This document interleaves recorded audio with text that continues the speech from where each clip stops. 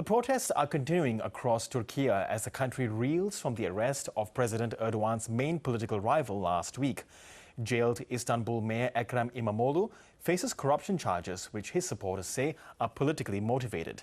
For more on this, I'm joined from Istanbul by journalist Ayla Jean Yakli. Good to have you with us, Ayla. Now, you've been witnessing the massive protests over the jailing of Ekrem İmamoğlu. What's the mood like in Istanbul at the moment? Yes, we have had days of protests since İmamoğlu was arrested, detained actually on Wednesday. Last night, the Republican People's Party, the main opposition party, again held a large demonstration. Tens of thousands of people were there to criticize the formal arrest of İmamoğlu. He's now been sent to a prison west of Istanbul to await trial on corruption and potentially terrorism charges. And is there a sense that these protests might escalate further the longer İmamoğlu remains detained? You know, it seems that the opposition want to continue to maintain this energy. It's calling for protests every day until he's released. But I think that there's a real risk that that kind of energy will be difficult to maintain. You know, it takes a lot of work to get out there and protest every day. And İmamoğlu's fate is now very uncertain. You know, he could be in jail for months, potentially years. I think that it might be time soon for the CHP, the party, to reconsider how it continues to maintain momentum and pressure the government to either release him or move to early elections. Yes, and given that, we don't know what's happening, as you mentioned, his fate is in the hands of the courts. It's pending trial. Do we know when this trial might even begin, if it goes that far? No, we don't. Trials can take a long time to start and a long time to finish here in Turkey. The government has long faced criticism that it wields way too much control over the judiciary. Erdogan appoints senior judges, several of them, and a board that appoints others. So he's been accused of using it to his advantage. And, with elections now scheduled for 2028, it doesn't seem as though Erdogan will be any rush to let his chief, most outspoken rival out of prison anytime soon.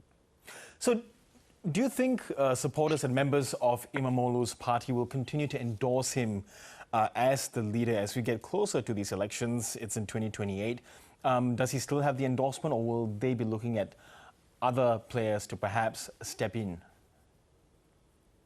It's a really important question. If he is now permanently removed from the field, or at least until the next election, the opposition is going to have to find some kind of alternative for this broad, opposition to follow. It's not clear who that could be. Some candidates lack enough, left-wing credentials, and others are, not popular with the right.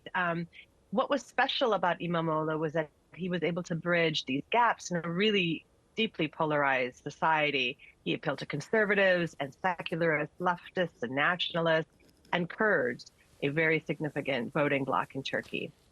Yes, and what has the President Erdogan had to say so far about the protest and his opponent's arrest? And his critics are obviously saying that these are politically motivated charges. He's denied that they're politically motivated. He claims that the judiciary remains independent in Turkey and that this is a democracy with rule of law. He's called the protest street terrorism, is a term that he's used. He's accused the main opposition party of deploying looters and vandals to get out these mass crowds onto the street and to clash with police. So by no means has he shown any sign that he is willing to acknowledge some of the grievances that these protesters are voicing, but I don't think that that was expected by many. He's a very strong figure in Turkish politics. Some would say a strongman figure. showing weakness at this point, or even, a bit of sort of loosening of these restrictions that he's had in place for some time now, just doesn't seem likely at this juncture. Yes, and do you know what, broadly, how much support does President Erdogan really enjoy in Turkey politically as things stand at the moment? He remains a very popular figure. A lot of voters, especially outside of cities, so in smaller towns and in rural areas in particular, really identify with him, both his professional and his personal story. He comes from a poor working class neighborhood in Istanbul, and he's risen to the heights of power. However, there is a large sense of unhappiness across the country, even among his voters, over his handling of the economy. Turkey has a $1.3 trillion economy that has been enduring a long-running cost of living crisis. His team has brought down inflation from 85% to 40% last month. And, that would indicate that it still has a long way to go. And people are really tired of this. It is the most vulnerable, as it often is, that have paid the highest price for his economic policies. Ayla, another disturbing facet of these protests is that these reports that 9 journalists have been arrested. Do we know why they've been detained? Yeah. We don't have too many details, actually. Just an announcement by a union and groups advocating for the journalists saying that they were taken in dawn raids at their homes and that they were all covering the protest, the one in Istanbul. The press, myself included, we are present at this protest. It's doing our jobs. And I know some of these journalists personally. They're really commendable colleagues. They're extremely professional and do excellent work. So to see their names this morning as being on a list of detainees was truly disturbing. And Ayla, finally, do these arrests have an impact on journalists like yourself? Do you feel safe going about doing your job in Istanbul? That's a tough question.